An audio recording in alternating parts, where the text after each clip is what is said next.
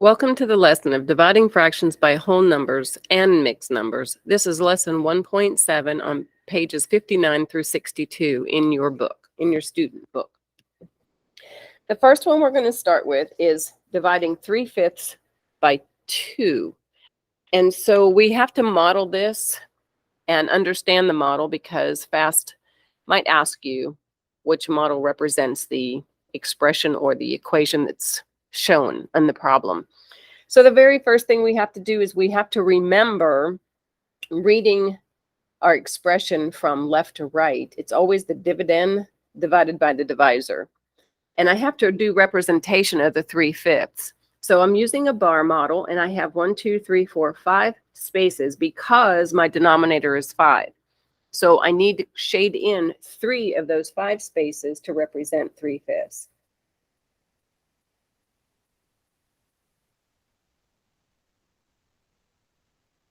And I'm just going to use my pencil and quickly shade it in. Now, when I go to divide that in half, and I say half because it is dividing it into 2 pieces. If you divide something into 2 pieces, it is exactly a half. So I use those two interchangeably. But when I go to divide them into half, I'm only going to be dividing the shaded portion of this bar model. I'm not going to do anything with the parts that are not shaded, which 2/5 of it is not shaded. So I'm going to look at my 3 pieces that are shaded, and then I'm going to do a dotted line right down the center and split them into 2 pieces. Now, whenever I go to get my answer, I'm only looking for what is half of it, right? So I have to ask myself, well, how do I fix the rest of the model? Well, look at where you split it. What happened to this piece right here? You had to put it into 2 pieces. So that's what you're going to do with the rest of the pieces. Because to be a fraction, you have to have all pieces same size, same shape.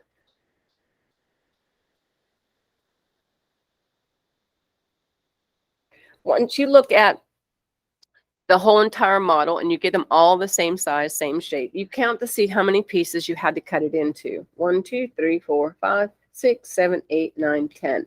That's going to be my new denominator.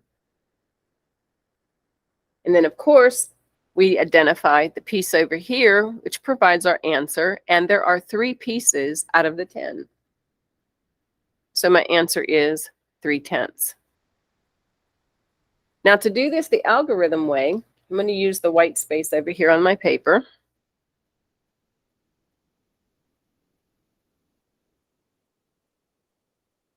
I can't divide by a whole number. I have to put it in AB form. And to do that, all I do is simply put my whole number over 1. Now that I've got AB divided by AB and everything's in good format, I have to do keep, change, flip. What that means is I'm going to keep my first fraction. I'm going to change from division to multiplication. And then I'm going to flip my divisor for its reciprocal. Once I'm in multiplication mode, all of my multiplication skills should kick in, and I'm looking for cross reduction. In this case, I don't have any relationships going on whatsoever. 3 and 2, none. They're both prime numbers. 1 and 5. 5 is a prime, and 1 is as small as it's going to go. So I just multiply across the top and across the bottom for my numerator to be 3 and my denominator to be 10, which it should be the same answer. If it's not, you've done something wrong. So if you ever have to draw a model, could you use the algorithm to check to see if your model's done correctly? Absolutely, you can. So this modeling of the problem is explained on page 59, step by steps. I'll show you.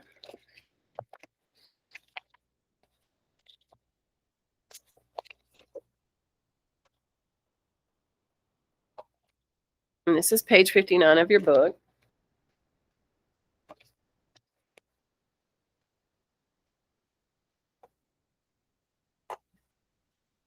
It says draw a model to represent in the dividend of 3/5. We did that, and then we shaded in 3 of the 5 pieces. Divide the shaded sections into 2 because it's a divisor of 2. We did that as well with our dotted line.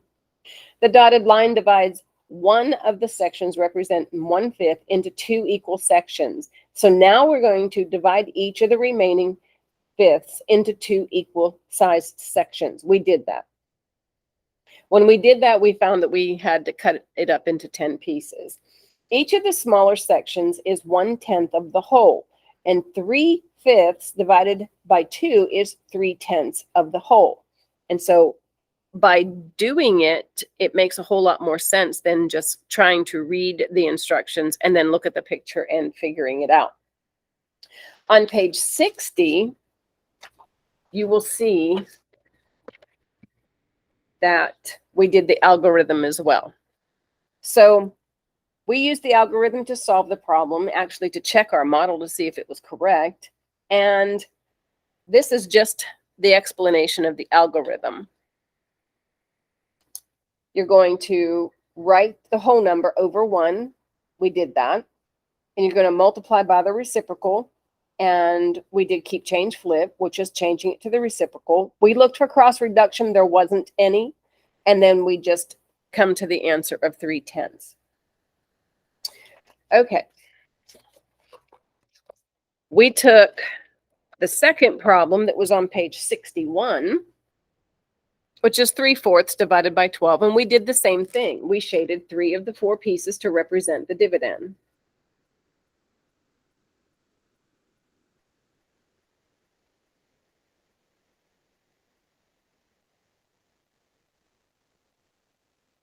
This time it's wanting us to take this shaded part, and we're going to divide this shaded part into 12 sections.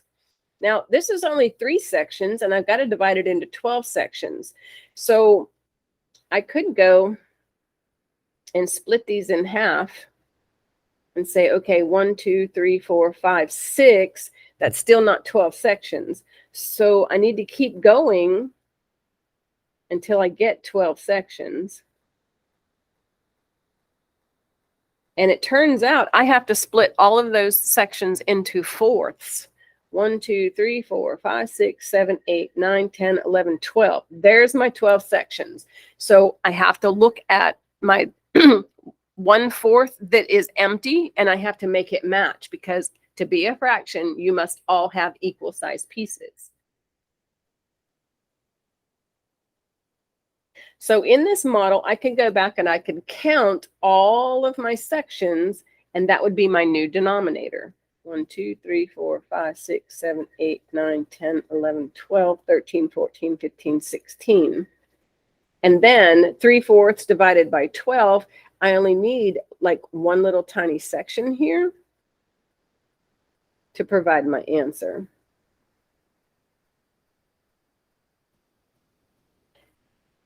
And so it's 1 part of 16. Now we're going to do the algorithm to check ourselves to make sure that it's correct. I'm pretty sure that it will be. Once again, you have a whole number that you cannot divide or multiply by until you put it in AB form by placing it over 1. Now your AB divided by AB form, you can keep, change, flip. That means I keep my first fraction, I change my division to multiplication, and then I flip my divisor for its reciprocal so I can multiply. I'm going to look for cross reduction.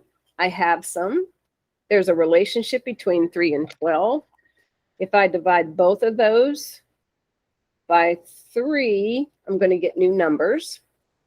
3 divided by 3 produces a 1. Nothing happens to the 4.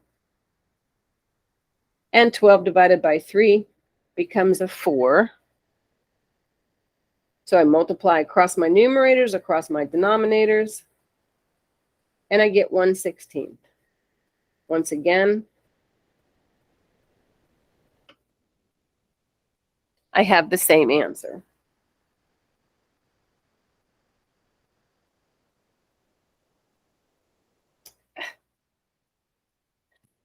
Okay, so in the book, once again, it describes step by step what we did. We took our model, shaded 3 of the 4. We divided the shaded section by 12. We did that. We made the 1/4 that was not shaded match the other ones, making them all equal size the best we could. And we identified the answer to the problem was 1/16. Then we went to, and I need to point this out to you, then we went to page 62 and we went over the algorithm. Now for the algorithm, the book does it a little bit different. Oops, I'll get it in a second. We did write the whole number as a fraction. That's listed right there. And then we're going to multiply by the reciprocal, which we applied keep, change, flip, which is right here. And then here's what the book does differently. You see what they do right here? It's 3 times 1, 4 times 12. They didn't simplify the problem within here, but the state of Florida standard says you need to learn to simplify your problems before you get to your solutions, right? So I'm teaching you to do that. Even though the book shows differently, you should still simplify the 3 and the 12 like we did here, using the greatest common factor. And see right there, they get 3/48. That's too big. It's not necessary because you divided by the greatest common factor at the very, very end. Will you get the same answer? Of course you will. But the state of Florida says, the standard says you should be able to simplify the problem before you get to your solution. So I wanted to make sure that we were clear on that. Now, your homework is located right underneath. It's on page 62. Once again, it is on page 62. See, there's the bottom, page 62. And it's the check. Rashad is making designs for classroom bulletin boards. He is cutting 3/4 yard of fabric into 6 pieces of the same length. You're going to write and solve the equation to find the length of each piece of fabric. Now, what I expect is for you to, because there's a lot of white space here on this page, I expect for you to draw the model, right? Write the equation, solve it by using the model, and then beside it, writing the algorithm, just like we did in class. And I will be looking for that as soon as you guys get into the classroom. Thank you for watching pages 59 through 62.